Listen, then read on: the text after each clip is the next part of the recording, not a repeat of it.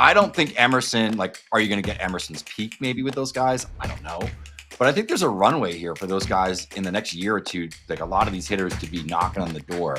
We've seen it over and over and over again. Oh, the Seattle Mariners have a very strong farm system. Let's get into their top prospect right now. Colt Emerson, your prospect profile. Scott Braun, along with Baseball America's JJ Cooper and Jeff Pontes. Jeff, Colt Emerson has a chance to be a star. Fact or fiction? That's fact. Had an opportunity to see him in person over a couple of games during the Arizona Fall League during the first week. Only had 13 games out there. Was one of the younger players, was actually, I think, over 4 years younger than the average player in the AFL. So, obviously was showing off really well against good competition. Hit 370, 436, 537, had 9 runs scored over 13 games. It's an offensive league, but even as far as, standout offensive performances, for as young as he was as a 19-year-old in that league, somebody that didn't have any experience outside of A-ball, I thought he really, really showed well.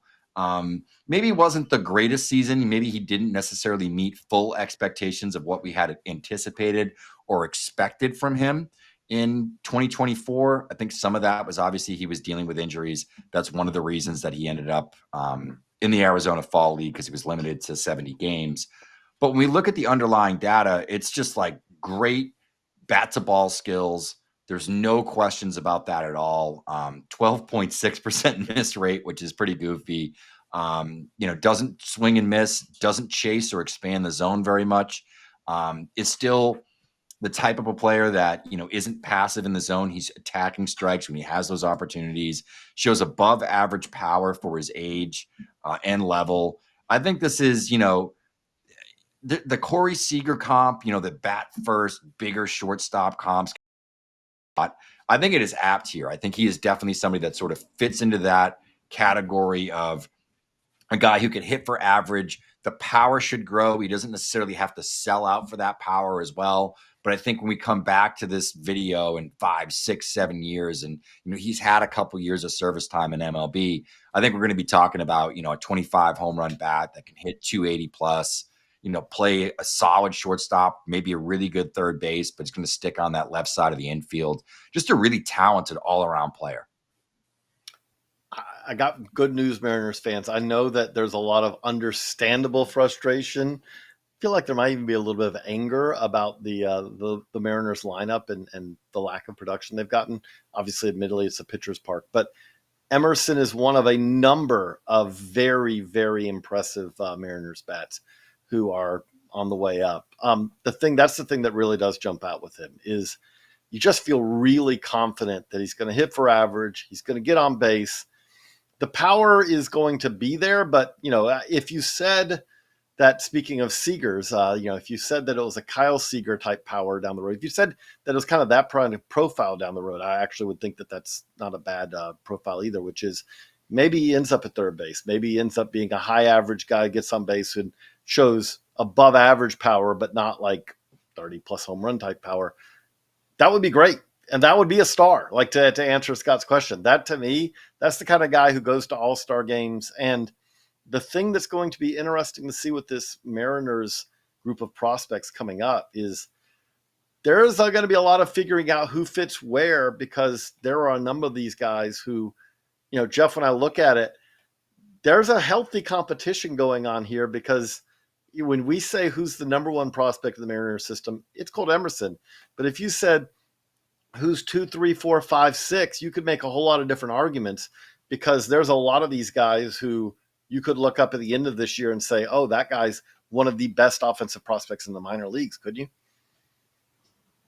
Yeah. And I think, when you consider that and you consider what the talent they have in their player development system, just in terms of getting the best out of their pitching prospects, I think it's really exciting that they have all of these talented hitters up at the top. You have guys like Cole Young, who's a really good all-around player. The tools are maybe a little bit less loud than others around him.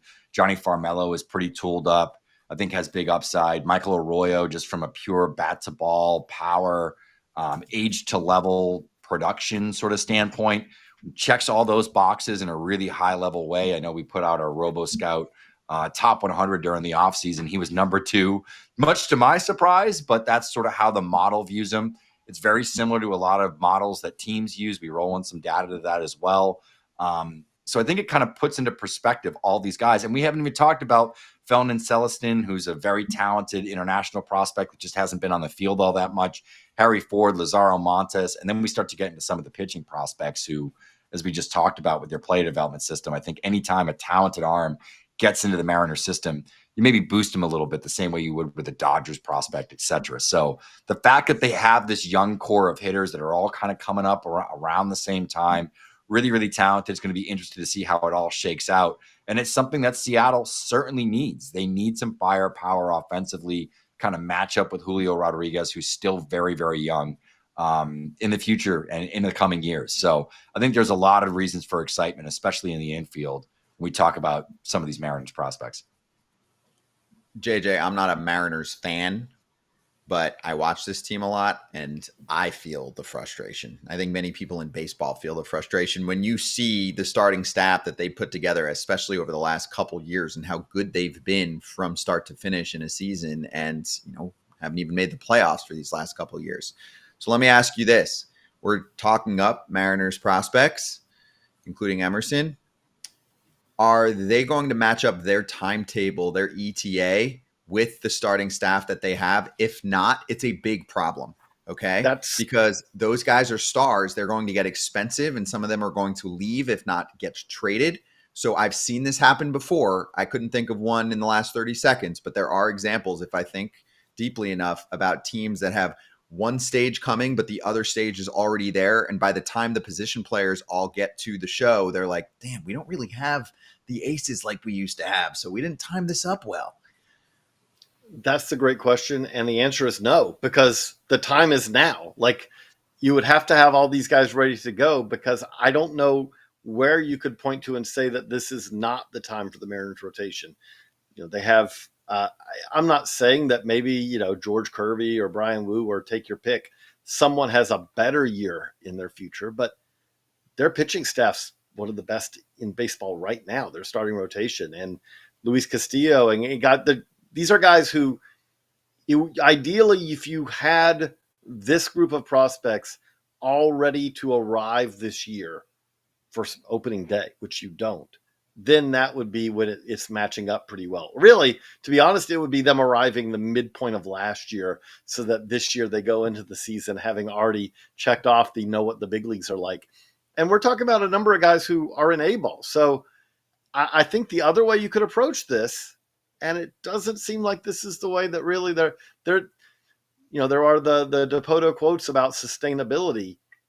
This is a team that this wave of hitters could arrive in time to kind of keep the team above 500, above heads above water, as the pitching gets expensive, as the pitching starts to hit free agency, even in some cases. But I don't think it's going to arrive in time to say, oh, it's synced up perfectly, because if it synced up perfectly, they'd already be there. Yeah. And that kind of led me into my conclusion here, which is, for a team that's been run by a GM, president of baseball ops, who loves to make trades, it's been shocking to see them kind of tone down the trade activity at a time when I thought maybe they should turn it up. If they don't have the budget, acquire those cheaper league minimum bats that are potential stars who can give you more of a return now, and sacrifice a little bit more of the future, because who cares? I know you want to keep it rolling for a long period of time, but no, you're shaking your head, Jeff. I mean, the 54% thing only works so much. I'd rather have 60% for a few years and then go back down to 45, 50% wins for a few years if I'm the Mariners. Well, you got Gilbert until 27. You got Kirby until 2028. The final season that they're under contract. And then you got Miller and Wu until 29. So, there is a runway here. I don't think Emerson, are you going to get Emerson's peak maybe with those guys? I don't know. But I think there's a runway here for those guys in the next year or two, a lot of these hitters to be knocking on the door. We've seen it over and over and over again. A guy gets up to AA, he is not that far off for making the jump to the major leagues. And it wouldn't shock me if Emerson and a couple of these other guys debut in 2026. 2025, probably out of the question, but there is a window there where they could get those guys together for 2 or 3 years. Gilbert would be the one they would have to extend. I don't think Castillo is really in this equation for me. I'm thinking about the young pitchers that they have. And, they drafted Ryan Sloan. They've got, Jarangelo Sencha. Like, they have some arms here that, potentially could sort of backfill Castillo and Gilbert in the future. So I don't know. I feel like they have a nice homegrown core. And the other part of it too is you got to expect that any hitters you go out and get, the production's probably going to plummet a little bit. They got to figure out the ballpark and how to make it a better offensive environment, frankly. The thing I would say with all of this is much like when we talk about with the Orioles. The Orioles when we talk about the Orioles, we're like they're one playoff series win away from kind of putting a lot of this question behind them.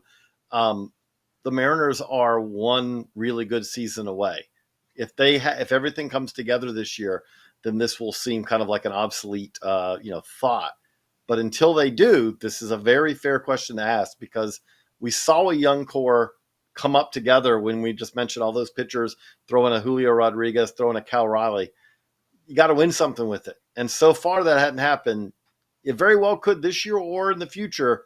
But until you do, there's going to be that pressure. There's going to be that frustration, understandably, from a really good fan base to see them get over that. What's been a long drought. Let's just be honest. This is a team. If you're a Seattle Mariners fan, you've known heartbreak more than you've known success. Yeah, you deserve better. So that's why we're here to talk it out. And you do have a really good farm system right now with some depth to it. So thanks for watching this one. We do this on every single team here in spring training. So if you've missed any, go back and check them out, and look forward to more here on the Baseball America YouTube channel.